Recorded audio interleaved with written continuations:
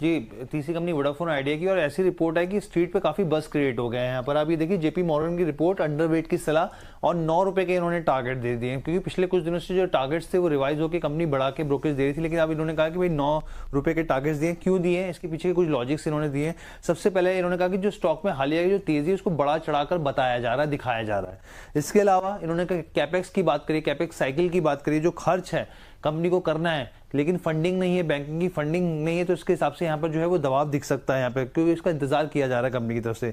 इसके अलावा इन्होंने कहा कि जो Q1 में एफपीओ आई था यहाँ पे कंपनी का, उसके बाद से अभी तक अगर आप यहाँ पे देखें तो कोई जो पॉजिटिव है, नेट कैश पॉजिटिव की स्थिति जो है वो भी बनती हुई नहीं दिखी है यहाँ पे। जो यहाँ पर जो सब्सक्राइबर बेस है वो भी लगातार नेगेटिव बना हुआ है यहाँ पर। और इनका यहाँ पे ये भी कहना है कि 3 सालों में जो कैश एबिटा को 3 गुना करने की कंपनी लक्ष्य लेके चल रही है, वो बहुत मुश्किल दिखता है, क्योंकि आप भारती से और जियो से कैसे मार्केट शेयर खींचेंगे यहाँ पर, ये अपने आप में एक संदेह वाला सवाल खड़ा कर देता है यहाँ पे। बिजनेस की बात करें, इन्होंने कहा कि बिजनेस की स्टेबिलिटी में अभी थोड़ा समय लगेगा, क्योंकि बहुत सारी चुनौतियां कंपनी को सामना करना पड़ेगा, जिसमें बैंक की फंडिंग हो गई, यहाँ पर सब्सक्राइबर एडिशन हो गए, पॉजिटिव लेकर आना अपने आप में बहुत बड़ी चुनौती है।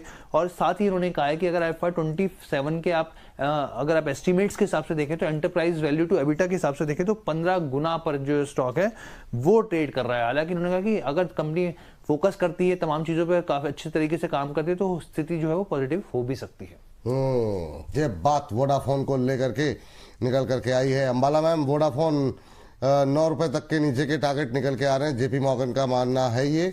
आप जेपी मॉर्गन से सहमत हैं या फिर असहमत हैं?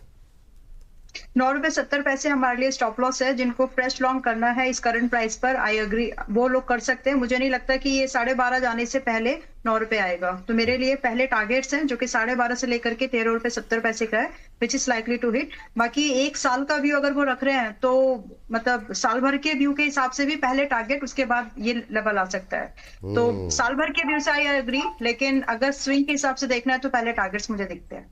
ठीक, ये बात यहाँ पर जो है पहले टारगेट होंगे। असहमत है यहाँ से, ठीक है, रिपोर्ट्स आती रहती हैं। और बहुत सारी रिपोर्ट्स तो हमने देखी कि मतलब NHPC पे मतलब कम से कम साल भर में हम लोगों ने 4-5 रिपोर्ट 100 के ऊपर देख ली, पूरा साल निकल गया, आया नहीं भाव। तो चलिए खैर ठीक है, इसीलिए हम फाइनल अप्रूवल अपने एक्सपर्ट्स के लेते हैं।